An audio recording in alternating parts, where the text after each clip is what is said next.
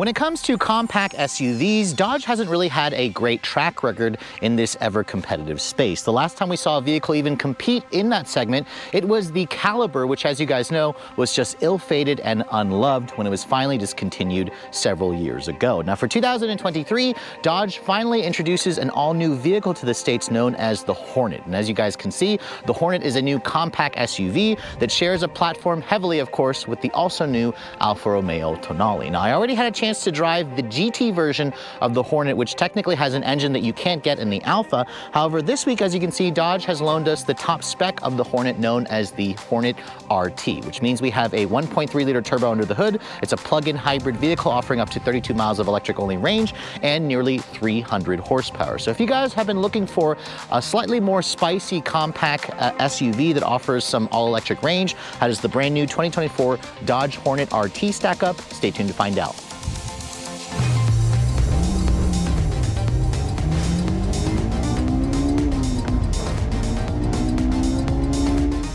Now, before we start talking about the exterior styling of this particular Hornet RT, I thought I'd pop the hood and show you guys what's powering this thing. Now, here in America, Dodge offers the Hornet with two available engines, the GT version, which has just a 2-liter turbo, non-hybrid, or this RT version, which has a smaller 1.3-liter turbo gas engine with 2 electric motors.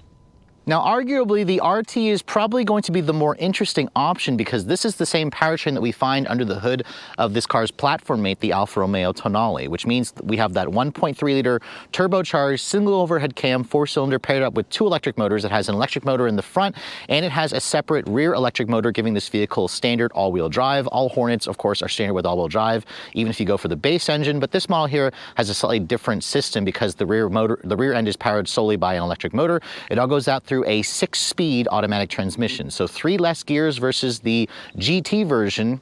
However, this is different versus like a CVT that you're going to find in some competing cars. In terms of the power output, the gas engine on its own delivers like around 177 horsepower. The electric motor also delivers around 121 horsepower.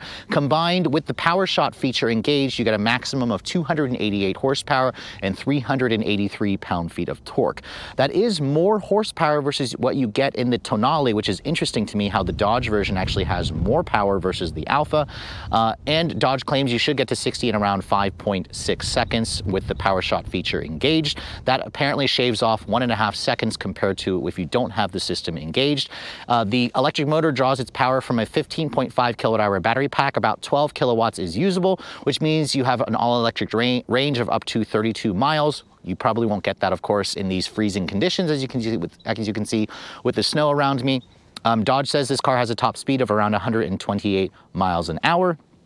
And in terms of the fuel efficiency, you should get around 29 mpg combined when you have it running in hybrid mode with some electric, without any electric-only range in the actual battery pack. Now, in terms of towing, this vehicle is an SUV. You still can tow up to 2,000 pounds, and as this car sits, it weighs in at just over 4,400 pounds. It's about 300 pounds heavier versus the non-hybrid version of the Hornet known as the GT model. But let's go ahead and close up the hood, which, as you can see, has some functional hood openings, which is nice. The exterior color of this model is called Gray Cray. It's an extra $500. I apologize for how dirty the car is. However, as you can see, with the snow everywhere and the salt all over the road, it just didn't seem, it seemed pointless to me to get this car washed because it would instantly get dirty the moment I drove it over here to film it for you guys. But you can see the styling of this car reminds me a lot of the discontinued Dart. In fact, there are so many times where I wanted to call this thing a Dodge Dart SUV. I had to remind myself constantly it's called a Hornet. You can see the front end has the Dodge corporate look. LED headlights are going to be standard, although I don't like how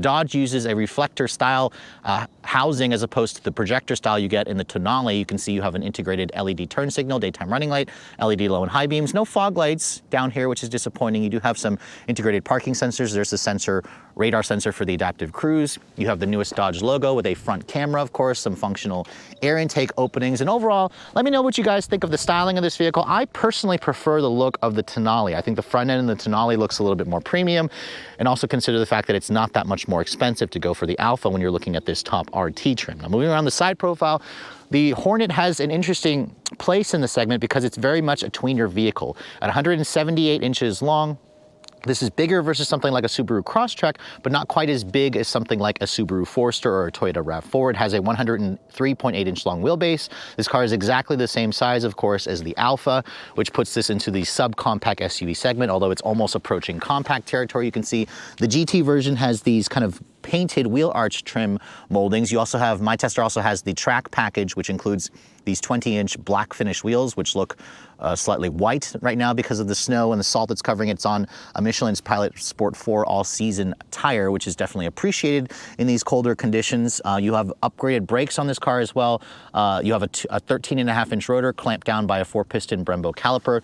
The tire size is a 235 by 40 R20. There's also an 18-inch wheel if you guys don't want to go for this package, but the 18-inch wheel, for me personally, looks a little bit too small. I do actually think I like the wheels more on the Alpha version, which you can get a 19 or a 20. This car also has a 4-wheel independent suspension with adaptive Koni dampers. That's included when you go for the track package.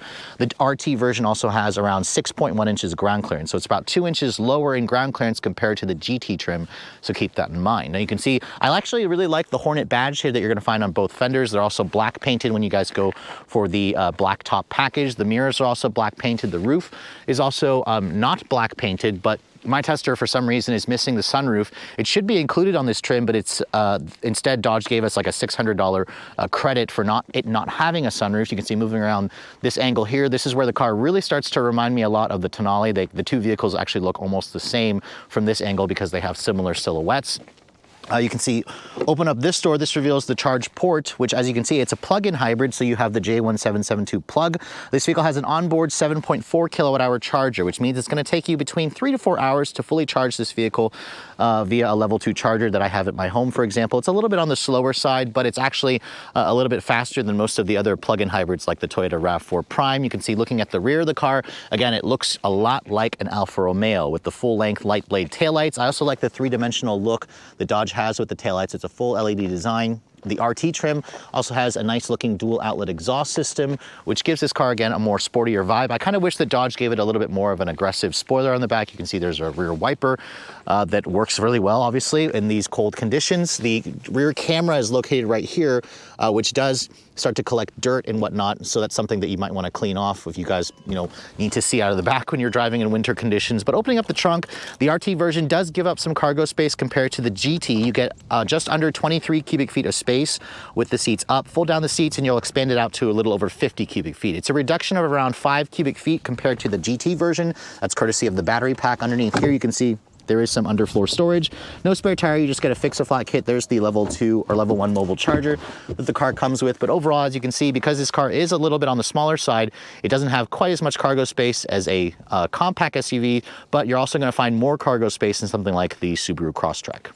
So now let's go ahead and step inside the interior of this 2024 Dodge Hornet RT. Before we get inside, however, let me show you guys the key fob. You can see this is an older Dodge key that we've been seeing for years. In fact, you can see it feels a little bit cheap. It looks a little bit rental car grade, but it has your usual buttons on the outside that you expect, like the unlock, lock, power liftgate, and a remote start and panic function. I don't believe Dodge offers a phone as a key function as of now, but you should be able to access this vehicle through your Uconnect 5 system if you guys are an owner of the car. You can see on the outside, traditional door handle. If I push the lock button here, that also electrically folds the mirrors in, which is nice. If I want to unlock the car, just touch the back of the door handle, that'll unlock the door for you. Now again, I apologize for how dirty the car is. It has been snowing and just really, really cold the past couple days here in the South Central PA area, but I hope you guys like a black interior because this is your only color combination that you can get if you guys want the track package. Dodge does offer a red leather. However, if you guys want the track package with the 20-inch wheels, you have to stick with this kind of Alcantara black with the two-tone red contrasting stitching and suede. These seats are also 3-level heated. You get a heated steering wheel. Dodge deletes the ventilated seat option if you guys go for the track package, which is not something that you can that you have to deal with in the Alpha version. Alpha also offers different colors, and you can get the cooled and heated and cooled seats.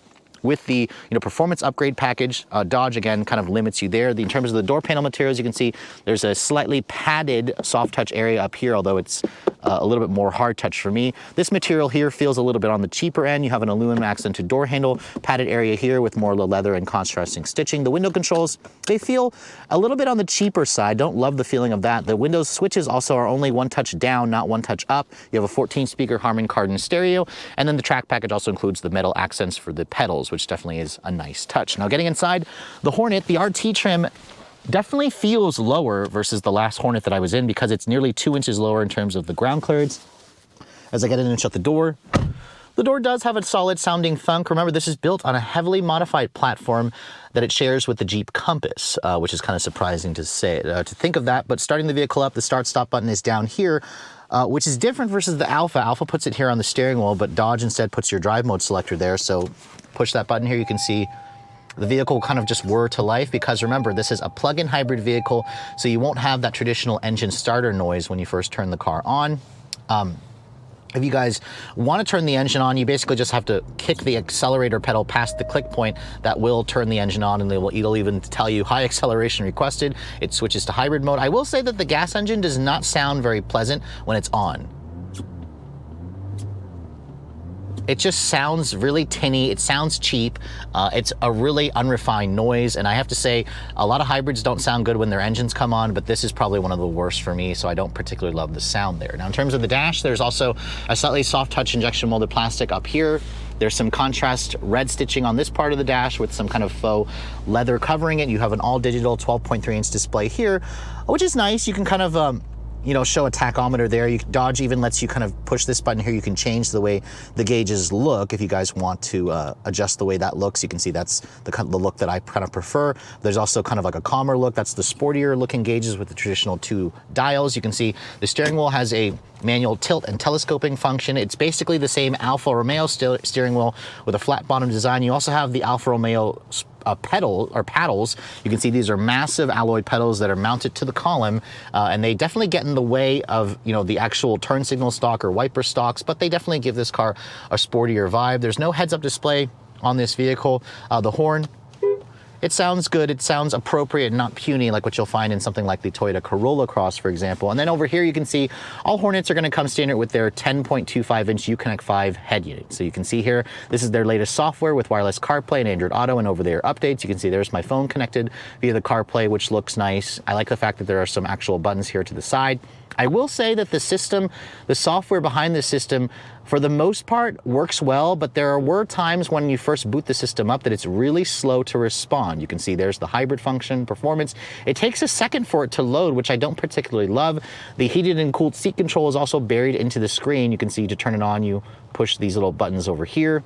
To turn it on, I really hate how Dodge removes the cooled function if you guys want to go for the track package. And also, I also noticed when I'm switching the drive modes here, it also is kind of slow to respond. So I'll push the button here. You can see it takes like a good second or two for it to actually acknowledge that I pushed the button and switch the drive mode. So I don't love that. I think that the software there could use an improvement. There's a separate sport button here. If I push that, it actually turns the engine on. And then it tells you you're in sport mode. That's where it adjusts the dampers for you as well. When I put the vehicle into reverse, you can see there's your backup camera, which has good quality resolution. It has trajectory, it has parking sensors. It has a full top-down 360 view where you can look at whatever camera you'd like, of course. And the resolution quality, I think, is good. Although, again, I showed you guys back there that the camera does get dirty. And when it is dirty, it is going to obviously block your view. There's no rear camera washer, which is slightly disappointing. The embedded GPS in this car looks pretty much what you expect it to look. Most of you probably won't use this anyways. You'll probably end up just using the GPS that's in your phone. There's a wireless phone charging pad over here. You have 2 USB charging ports. You have dual zone climate control. I like how the vents, they are pretty simple and traditional to use. The buttons here for the climate controls, they also are nice in terms of being real buttons, and they have a nice, you know, tactile feel to them. The shifter, you can see, is a traditional shifter. Come all the way back to go to drive. There's a manual mode here. In addition to the paddles, you can see your parking switch, your parking sensors you can turn on and off here with a stability control. This vehicle also has an automatic parallel park feature. There's a volume knob over here, which is nice. You have some silver painted plastic trim here and some non-glassy black plastic, which is nice how it's not glossy. You have your cup holders here, padded center console. This also slides forward and back. Open this up, you can see it's a little bit, it's deep, it's just not very wide. But it is a pretty usable space. The seats, you can see, are very aggressively bolstered. They hold you in place nicely because of the Alcantara. You have an 8-way power over here with 2-way lumbar and 3-person memory. That's included, of course, when you go for this Plus trim. This seat here is just a 4-way power adjustment. Which again, the seats themselves look like they were pulled from an Alfa Romeo. The glove compartment, you can see, is big, it's damped. but not lined with felt. It's very usable. You have an auto-dimming rearview mirror. And then my tester without the sunroof really makes this interior feel really dark, but it does give you a little bit more headroom. You have some LED map lighting in here, but no actual LED ambient lighting. That's something you get a little bit more of in the Tonale, I believe. But overall, the interior definitely feels more upscale than what you're gonna find in vehicles in this space. I just noticed there were a couple of squeaks and rattles, and some trim pieces didn't fit together the best. And some of the window control switches, for example, they just feel a little bit on the cheaper side. Now I'm sorry, I want to correct myself. These are one touch up down, but there's no click point on them. You just kind of have to hold them for a second, and then you pull up and then hold it for a second again. That'll go up and down, which is nice, but the window switches to me feel a little bit on the cheaper end. But let's go ahead and hop into the back seat so I can show you guys the space here. Now, Dodge says you have around 38 inches of legroom back here, although I will clarify that number I got from the Alfa Romeo page. Dodge doesn't list an actual legroom figure for the Hornet, which is a little bit disappointing. How you can't find that on the consumer site. You can see back here, you just have a hard touch injection molded plastic, more of that cheap plastic trim here. It's slightly padded over here.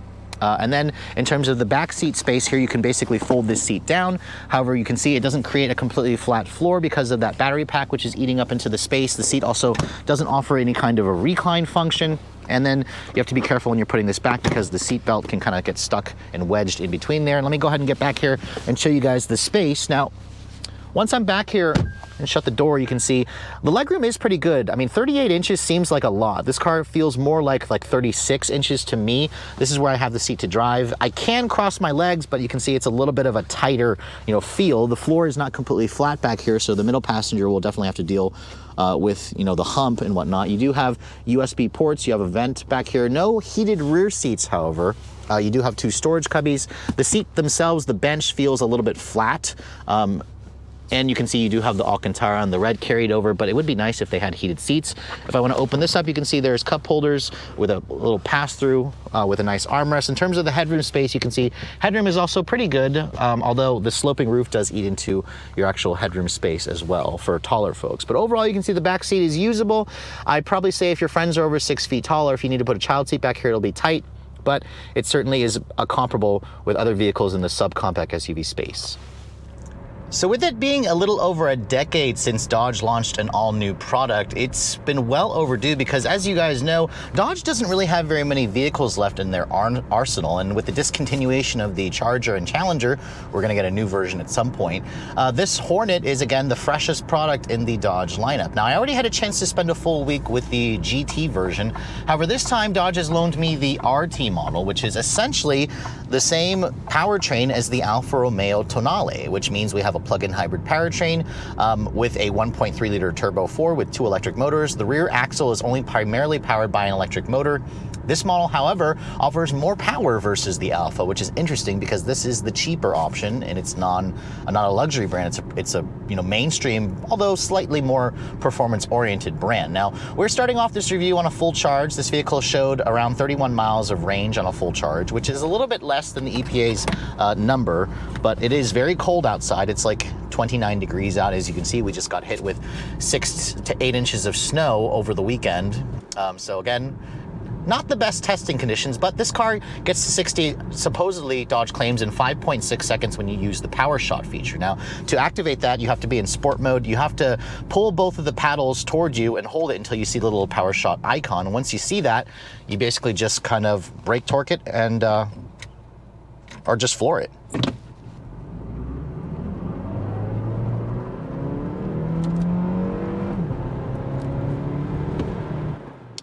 But for some reason, we only got 6.43 seconds there, which isn't wonderful.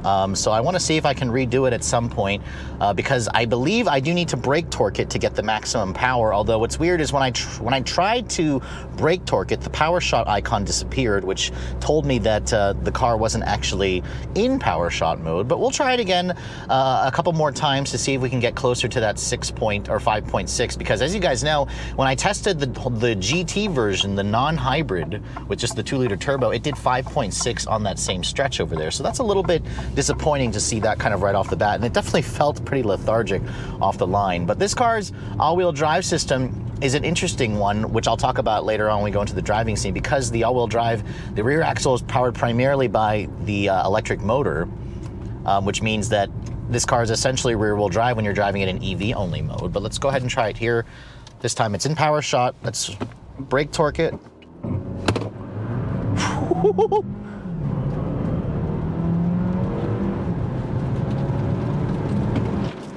All right, we got 6.5 there, which again isn't great. The car is kind of struggling for traction.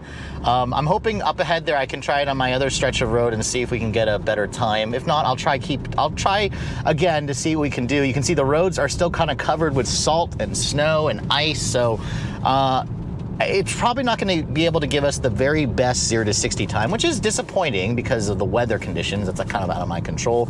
But I actually did notice that the power shot stayed engaged that time, and I could see it kind of building the boost. The little icon turned green when I started to brake torque the vehicle. So I knew at that point it was engaging itself. So the first 0 to 60 run, we'll just go ahead and say that that was the time without power shot, without, you know, brake torquing it.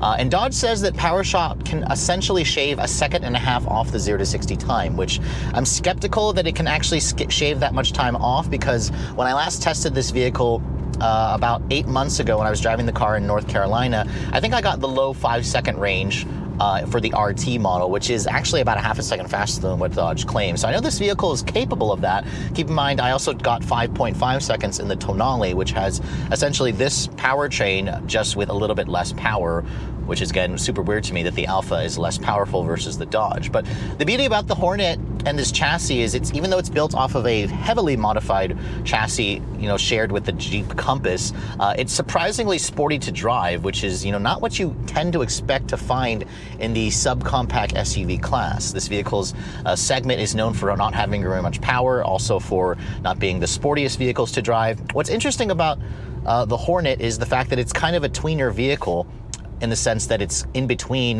the subcompact and the compact SUV space. Now, as you can see, we're on snow-covered roads here, so I want to just kind of test out the all-wheel drive system. I'll just put my foot down.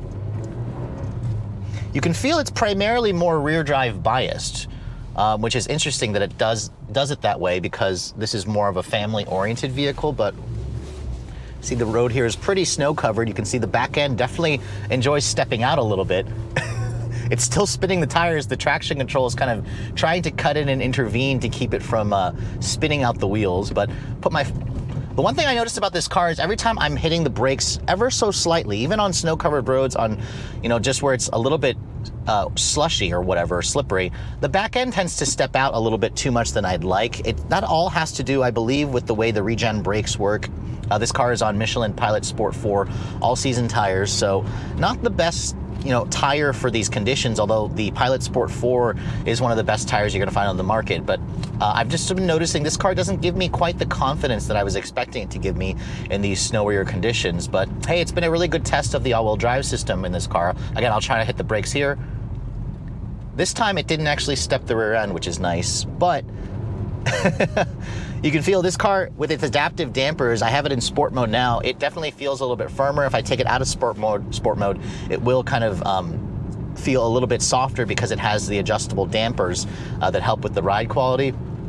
But overall, driving the Hornet RT is pretty much the same as driving the Tonale. I really sense very little differences between the two vehicles. I mean, to be sure, I'd have to drive them exactly back to back. I drove the Tonale about 3-4 months ago when I had one for a full week to test.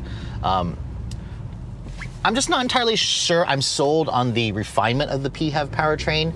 With the 6-speed auto, this car definitely feels more conventional with the turbocharged engine. I have it in hybrid mode now. You can see it just kind of accelerates like a traditional gas car with the actual shifting and whatnot. You can also switch the drive modes between a hybrid mode, which I had it in. There's also an e-save mode, which tries to save charge in the battery. And then there's also an electric mode. Now, the electric mode tries to keep it an EV only for as long as it can. Unfortunately, anytime you go past the pedal click down point, it will turn the gas engine on. I also noticed it'll turn the gas engine on when it doesn't really need to turn the gas engine on, but the electric motor only delivers around 180 or 121 horsepower on its own. So this vehicle, to get the full 288, you need to be in hybrid mode. It's just not, to me, quite as seamless of a transition or in its refinement as the, you know, hybrid system you're going to find in something like the Toyota RAV4 Prime. You could technically compare the two vehicles, although the RAV4 is technically in a class above the Hornet because it's a larger vehicle, although the cars are pretty evenly matched in terms of price. The RAV is just a lot more practical because it has more space in the trunk, it has more space in the back seat as well. But overall visibility out of the Hornet is pretty good. You have a good view out of the front, although this pillar here is a little bit on the chunkier side for me. I don't really like that. The view out of the rear is also decent. Dodge does not offer a digital camera rearview mirror, which is something that I wish that they would offer on this car, because the view out of the back, the window does feel a little bit, squinty compared to some competitors that have, less aggressive styling versus this car.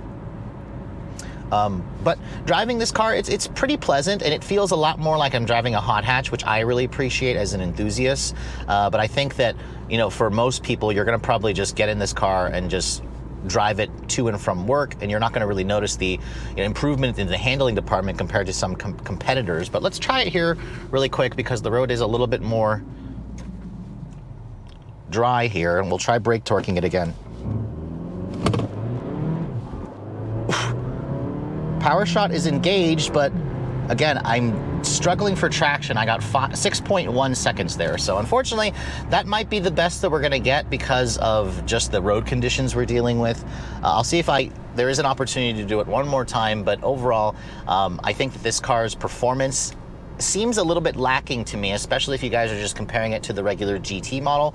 In terms of the actual range, in my week's worth of testing in these very cold conditions, I averaged around 25 to 28 miles of all-electric range. Remember, it's rated at 32, but in these types of conditions, I may not be able to get that kind of range, obviously. So we're kind of dealing with real-world testing. In my week's worth of driving, in terms of the fuel efficiency, I actually did average around 29 mpg, which is actually pretty good considering this car is not really designed to be more of an efficient vehicle. The plug-in hybrid part is more about a performance, which I kind of appreciate. So the fuel economy there is decent. In terms of the range for the gas engine, you're looking at around just under 300 miles of range, which isn't great because the fuel tank on this car did shrink compared to the regular GT model. But in reality, I'm struggling to recommend the RT, especially considering the $10,000 price premium. I think that for most people, the GT will just kind of make more sense. You'll save a lot of money. Now, obviously, if you lease this car, it does qualify for the full $7,500 tax credit, but if you plan to buy the car,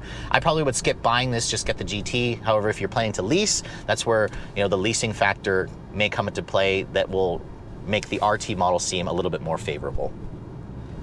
So I wasn't too pleased with the 6.1 second time that we got, so I gave myself another opportunity to try the run a final time. I think this is like my fourth try.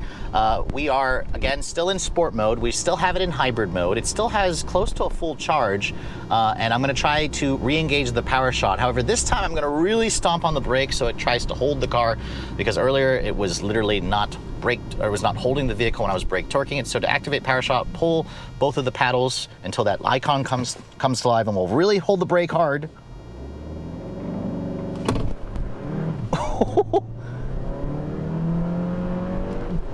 All right, that felt quicker.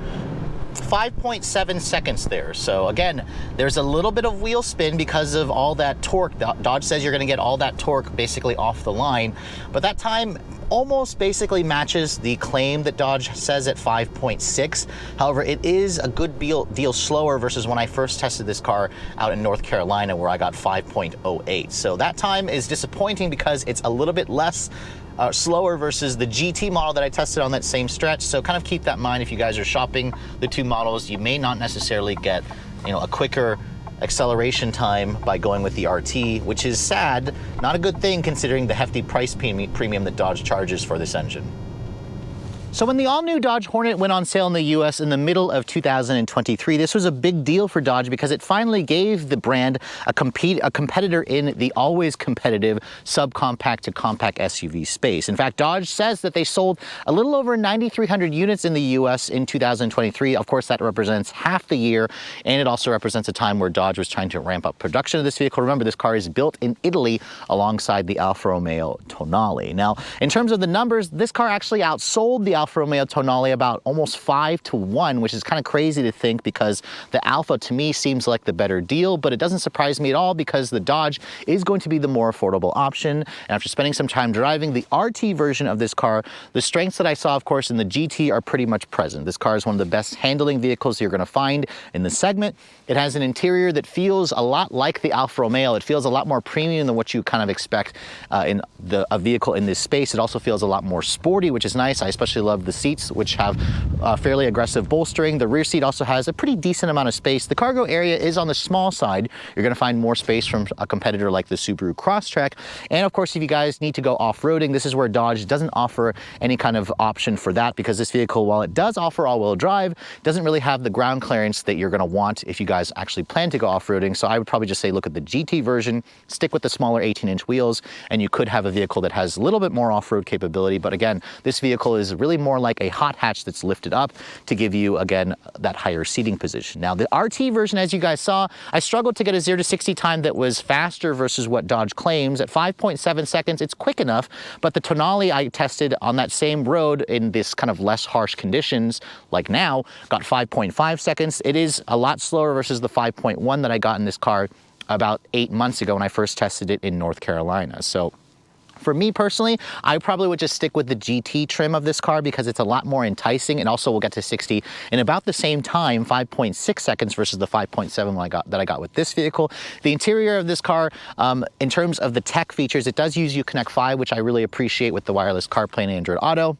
I just noticed that the interior of this car felt a little bit, a little more squeaky, a little more rattly. It felt kind of more rental car grade, and I especially don't like how you can't get a different color versus this kind of black with the suede Alcantara. If you guys want the track package, you're stuck with that black interior with the red contrasting accents. In terms of the price, this is where the RT model really starts to fall on its face compared to the GT version, because you can get a GT with standard all-wheel drive for a little over $31,000, which sounds like a bargain because it has almost 270 horsepower with all-wheel drive. The RT, however, is going to cost you about $10,000 more. So it's going to cost around 40 grand to start, around 44,000 if you guys want the Plus trim. My tester here with the GT with the track package, with the black top package, with the driver assistance plus package, and the gray cray exterior color with destination, this car here comes into just over $52,000. I know, almost 53 grand for a vehicle like this that wears a Dodge badge. At that point, you could get the Alfa Romeo for about $2,000 to $3,000 more. And at that point, for me, I would personally get the Alfa because you get the better dealer services, you get a luxury brand, you get a more expressive and attractive looking vehicle on the outside. For me personally, keep in mind, if you guys do lease this car, it will qualify for the full $7,500 federal tax credit, but that's only if you lease it, because if you guys want to buy it, it doesn't qualify for the tax credit. At that point, if you guys plan to purchase this car, I probably would just save the $10,000, go for the GT trim. However, you will be giving up that electric only capability, but at the same time, I find that other competing systems have just a better transition point when you're switching from gas to electric. So I think that's something that Dodge and Alfa Romeo need to continue to work on as we progress and move more forward into the year where everything is probably going to be going electric by the year 2030. But with all that said, hope you guys have enjoyed my full overview on this 2024 Dodge Hornet RT. If you're also looking to see the latest cars I'm testing, be sure to follow me on Instagram at Redline_reviews, like us on Facebook, and as always, guys, please keep subscribing to the Redline Reviews YouTube channel for all the latest reviews. Thank you so much for watching. I'll catch you all in the next video.